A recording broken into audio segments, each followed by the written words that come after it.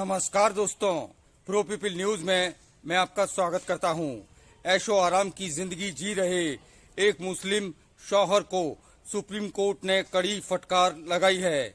शीर्ष अदालत ने कहा है कि क्या तलाकशुदा औरत को अपने गुजारे के लिए रुपयों की जरूरत नहीं होती है। जब तक तलाकशुदा महिला दूसरी शादी न कर ले तब तक उसे गुजारा भत्ता देना ही होगा, भले ही शरिया कानून इसमें आड़े क्यों नहीं आता हो।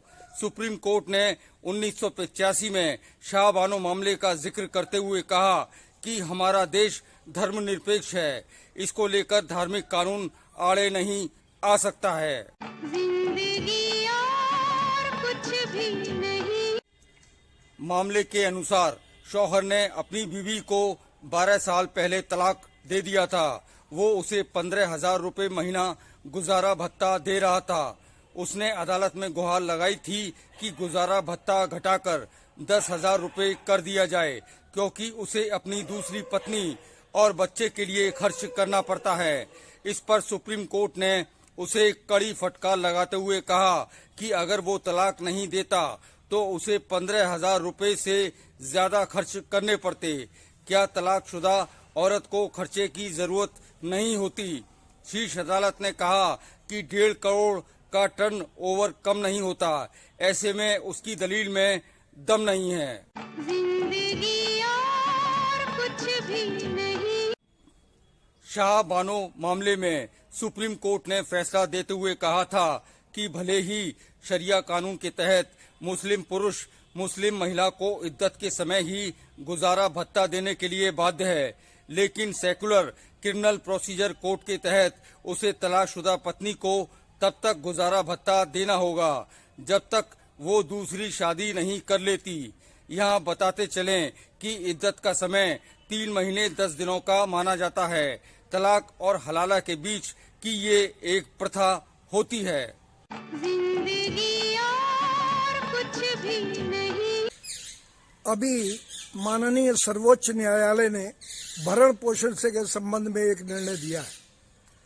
उस निर्णय के मुताबिक सर्वोच्च न्यायालय का ये कहना है कि भारत एक धर्मनिरपेक्ष देश है। यहाँ किसी व्यक्ति या किसी धर्म विशेष के नाम पर किसी भी को न्याय और दायित्व से बचने की छूट नहीं दी जा सकती।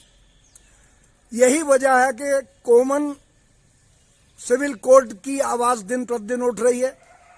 हिंदू लॉ के हिसाब से एक परित्यक्ता स्त्री को तब तक वो भरण पोषण पाने की अधिकारी है जब तक वो दूसरी शादी नहीं की ले जाती।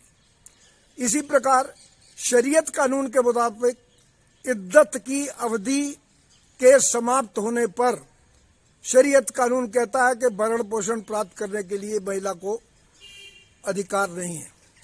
अब सवाल ये उठता है कि भारत में विभिन्न संप्रदाय विभिन्न धर्मों के लोग रहते हैं।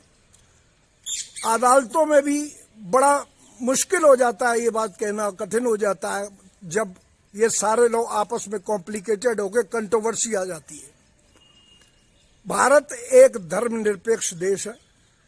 यहाँ सीआरपीसी के हिसाब से कॉमन सिविल कोड लागू होना चाहिए। हर व्यक्ति के लिए एक कानून, जब एक अधिकार है, एक नीतियां हैं, तो कानून एक क्यों नहीं हो। कानून की आड़ में किसी को भी बचने की सुविधा नहीं दी जा सकती। विभिन्न धर्मों के कानून लागू होने के कारण उन्हीं धर्मों के लोग जब अपना स्वार्थ होता है, अपना लाभ होता है, तो वो क्रिमिनल प्रोसीजर कोड भारतीय संविधान के अनुसार चलने वाले कानून का पालन करते हैं। लेकिन जब उनको किसी अपने दायित्व से बचना होता है तो वो शरीयत या इधर उधर का हवाला शरीयत कानून का देने लगते हैं, जो बिल्कुल गलत है। मैं सर्वोच्च न्यायालय के इस निर्णय का स्वागत करता हूं। जिंदगी और कुछ भी नहीं। सुप्रीम कोर्ट ने अब साफ कर दिया है कि धार्मिक कानून महिला को इंसाफ देने के लिए किसी तरह बाधा नहीं बन सकता। शीर्ष अदालत के फैसले का स्वागत किया जाना चाहिए। उम्मीद है इसको लेकर केंद्र सरकार कोई ऐसा कानून बनाएगी जिसमें सभी नागरिकों के लिए समान कानून हो और सभी को इंसाफ मिल सके। अगली बार फिर आएंगे किसी महत्वपूर्ण खबर के साथ। प्रो पीपल न्यूज के लिए अमिताभ आकाश की रिपोर्ट। लेटेस्ट न्यूज अपडेट के लिए हमारे चैनल को सब्सक्राइब करें और साइड में दिख रहे नोटिफिकेशन बेल आइकन पर क्लिक करके हमारे वीडियो को सबसे पहले देखें।